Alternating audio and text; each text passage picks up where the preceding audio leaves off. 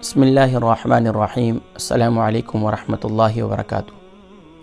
دوستان محترم، دور حاضر کے اندر بہت سے فتنے نمودار ہو رہے ہیں۔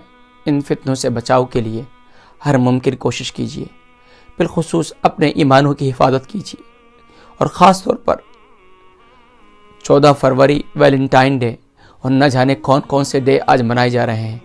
افسوس کے ساتھ کبھی اللہ کی یاد والا ڈے بھی بنا لے، کبھی اللہ اور اس کے رسول کی یاد والا ڈے بھی بنا لے۔ کبھی ہم نے یہ سوچا کہ آج اللہ کے اور اس کے پیارے حبیب صلی اللہ علیہ وسلم کی نافرمانی والا ڈے بن گیا ہمارا۔ کبھی ہم نے اس کے بارے میں سوچا؟ ناظرین کرام، ذرا سوچئے کہ آج کا دن کہیں اللہ کی نافرمانی میں تو نہیں گزر رہا۔ آئیے ہم عہد کریں ویلنٹائن ڈے پر، خاص طور پر ویلنٹائن ڈے سے منسوب کیا جاتا ہے 14 فروری والے دن، حیا کو دامن نہ چھوڑیے، کیونکہ حضور نبی کریم صلی اللہ علیہ وسلم ارشاد فرمایا کہ جب حیا رخصت ہو جاتی ہے تو ایمان اس کے ساتھ رخصت ہو جاتا ہے، کیونکہ فرمایا حیا اور ایمان ساتھ ساتھ ہیں۔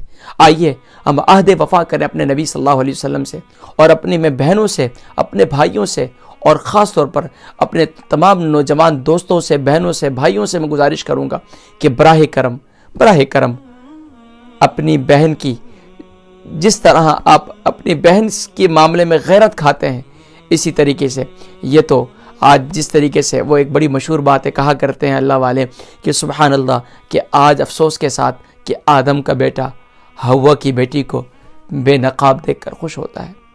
ناظرین کرام، میں بہنوں سے گزارش کروں گا کہ براہ کرم اپنے سر سے دوپٹے کو نہ اترنے دیجیے، اپنے چہرے سے نقاب کو نہ اترنے دیجیے۔ بھائیوں سے کہوں گا اپنی نظروں کو جھکا کر رکھیے۔ واللہ حدیث مبارکہ ہے، اللہ کے نبی صلی اللہ علیہ وسلم ارشاد فرمایا کہ میرا وہ امتی جو گناہ پر قادر ہو اور گناہ سے رک جائے تو فرمایا کہ اس کو ہاتھ اٹھانے کی ضرورت نہیں ہے، اور پھر وہ مستجاب الدعوات بن جاتا ہے۔